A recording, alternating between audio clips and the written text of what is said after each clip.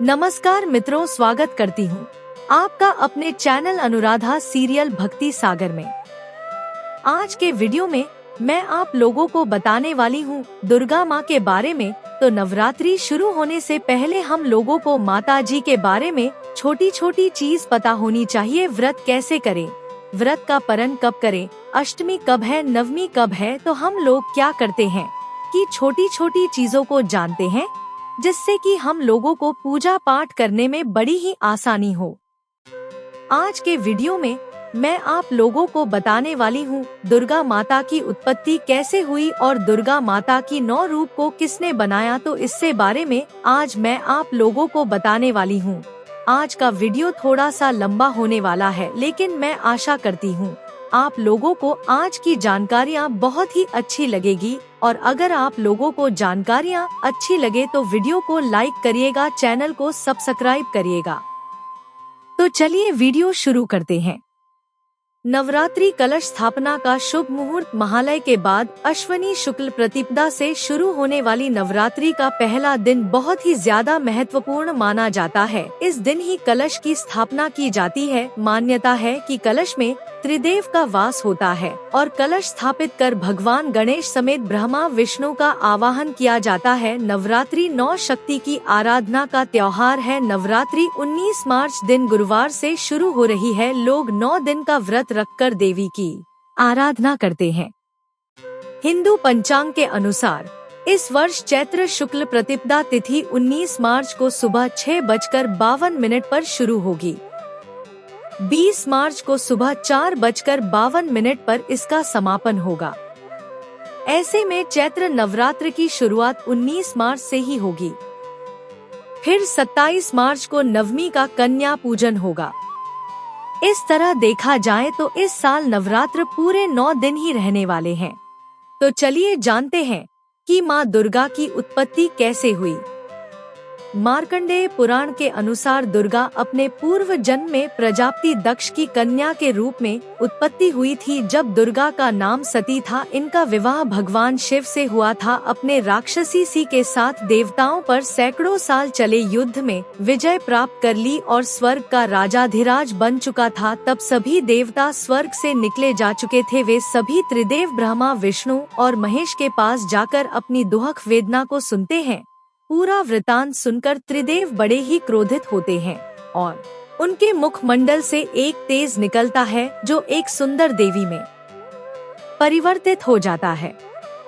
भगवान शिव के तेज से देवी का मुख, यमराज के तेज से सर के बाल, श्री विष्णु के तेज से बलशाली भुजाएं, चंद्रमा के तेज से दोनों स्तन, धरती के तेज से नितंब, इंद्र के तेज से मध्य भाग, वायु से कान, संध्या के तेज से भाभी, कुबेर के तेज से नासिक, अग्नि के तेज से तीनों नेत्र, देवताओं के द्वारा ही शक्ति का संचार भी देवी दुर्गा में ही हुआ। शिव जी ने देवी को अपना त्रिशूल, विष्णु ने अपना चक्र, वरुण ने अपना शंकर, वायु ने धनुष और बाण, अग्नि ने शक्ति, ब्रह्मा ने कमंडलू, इंद्र ने भजरा, हिमालय ने सवारी के लिए सिंह, कुबेर ने मधुबन, विश्वकर्मा ने परसा और ना मुरझाए जाने वाले कमल भेंट किए। और इस तरह सभी देवताओं ने भगवती में अपनी अपनी शक्तियां प्रदान करी। अब हम लोग जानेंगे कि माँ दुर्गा के 9 स्वरूप को किसने बनाया।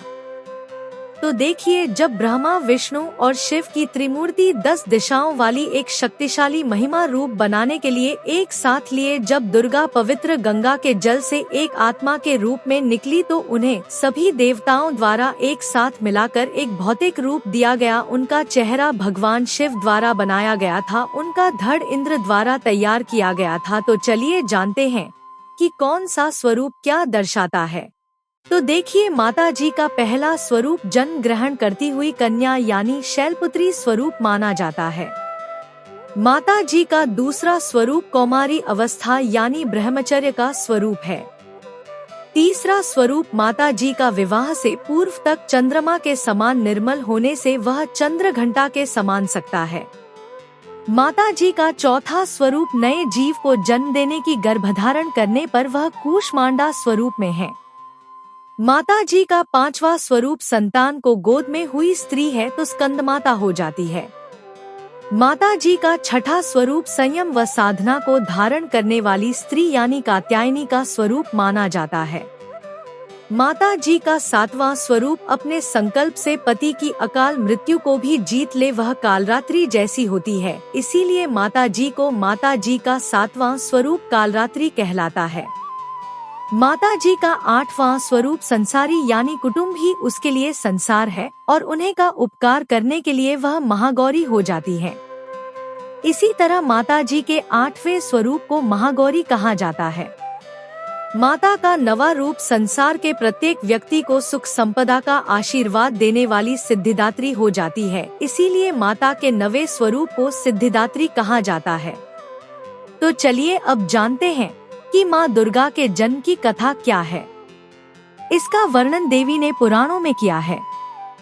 आदि शक्ति की उत्पत्ति कैसे हुई। पौराणिक कथा के अनुसार महिषासुर, निशुंभ, रक्तबीज जैसे असुरों के अत्याचार से तंग आकर देवताओं ने देवी की आराधना की। जब देवताओं ने ब्रह्मा जी से सुना कि दैत्यराज को यह वरदान प्राप्त है कि उसकी मृत्यु किसी कुंवारी कन्या के हाथ से होगी, तो सब देवताओं ने अपने सम्मिलित तेज से देवी के इन स्वरूपों को प्रकट किया। विभिन्न देवताओं के देह से निकले हुए इस तेज से ही देवी प्रकट हुई। भगवान शंकर के तेजी से देवी का मुख प्रकट हुआ। यमराज के तेज से मस्तक के केस, विष्णु के तेजी से माता जी की भुजाएं, चंद्रमा के तेजी से माता जी के दोनों स्तन, इंद्र के तेजी से कमर, वरुण के तेज से जांघ, पृथ्वी के तेज से नितंब, ब्रह्मा के तेज से चरण, सूर्य के तेज से दोनों पैरों की उंगलियों, प्रजापति के तेज से सारे दांत, अग्नि के तेज से दोनों नेत्र, संध्या के तेज से भौह, वायु के तेज से कान तथा अन्य देवताओं के तेज से देवी के भिन्न भिन्न अंग बने हैं।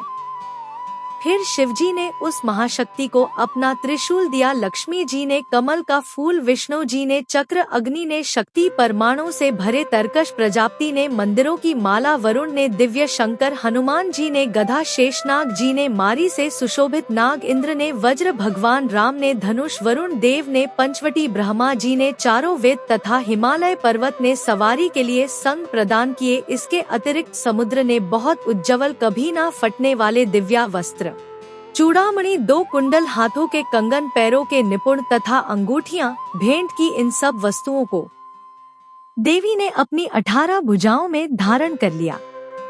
माँ दुर्गा स्त्री की आदि शक्ति है। पितामह ब्रह्मा जी, भगवान विष्णु और भगवान शंकर जी उन्हें की शक्ति से सृष्टि की उत्पत्ति, पालन, पोषण और संहार करते हैं।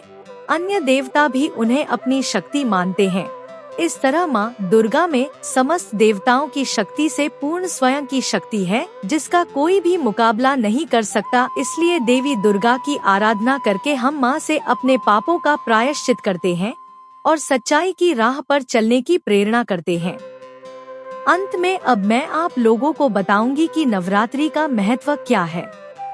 तो देखिए, हिंदू धर्म में नवरात्रि एक साल में 4 बार आती है, लेकिन चैत्र और शारदीय नवरात्र का विशेष महत्व होता है। हिंदू नव वर्ष की शुरुआत चैत्र नवरात्रि से मनाई जाती है, वही शारदीय नवरात्रि का भी अलग अपना महत्व होता है। तो देखिए, इन्हीं 9 दिनों में मैन दुर्गा धरती पर आती है और धरती को उनका मायका कहा जाता है। उनके आने की खुशी में इन दिनों को दुर्गा उत्सव के तौर पर पूरे देश भर में धूमधाम से मनाया जाता है। सभी श्रद्धालु व्रत रखते हैं, कलश स्थापना करके 9 दिन तक माता पूजा करते हैं और उपवास करते हैं।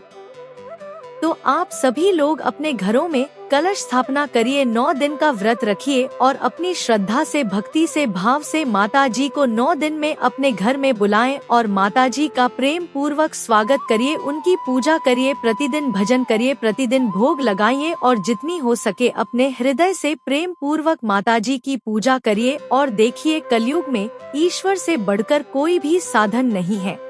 आशा करती हूँ आप लोगों को हमारी आज की जानकारियाँ बहुत ही अच्छी लगी होंगी। वीडियो पसंद आया हो, वीडियो को लाइक करिएगा, चैनल को सब्सक्राइब करिएगा। माता रानी की कृपा आप सब पर बनी रहे। मिलते हैं अगले वीडियो में। नमस्कार।